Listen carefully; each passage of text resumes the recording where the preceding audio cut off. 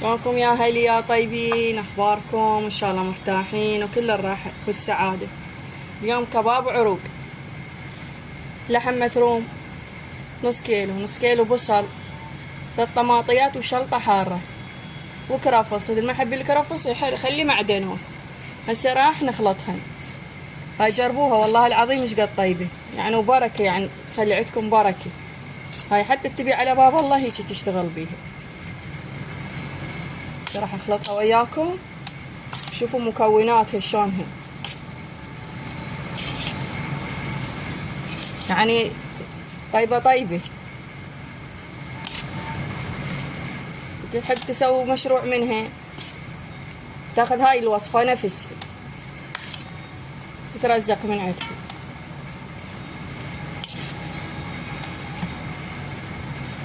هسه راح اخلي رشة ملح. هاي رشة ملح، الملح حسب ذوقكم يعني، هم تذوقونك بناس. احنا نحب الوسط ملوحيته يعني، لا مالح ولا متوسط، ومكعبين ماجي. شوفوا شلون تطلع طيبة.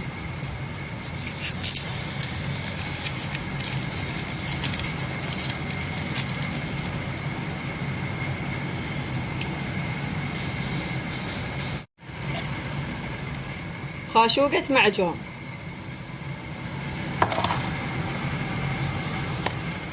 خلي عليه 3 خواشيق نشا.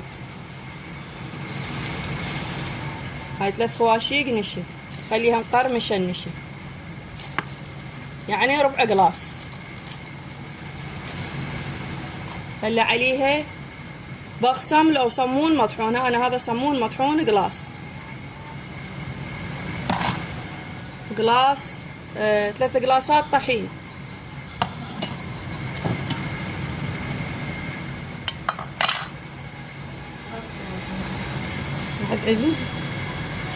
هتعيدين شنو؟ وهذه 3 قلاصات طحين. بهارات كبة، العفو كباب، بهارات كباب. هخلي عليه كاري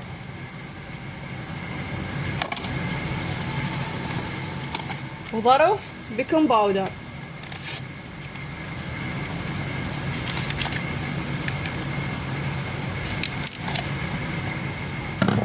بابريكا اذا تردون خلوا. بسم الله الرحمن الرحيم، اللهم صل على محمد وآل محمد. وعجنوها. بسم الله الرحمن الرحيم.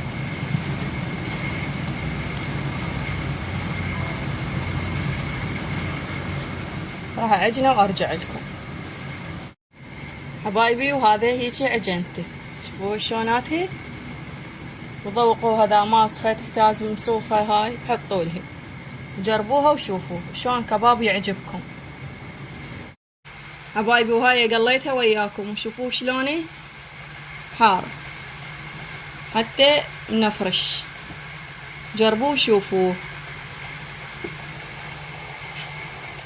وهذا عجنته. وشكرا جزيل الشكر على متابعتكم وعلى لايكاتكم وعلى كلامكم الحلو يا حلوين يا طيبين يا هلي يا الغالين.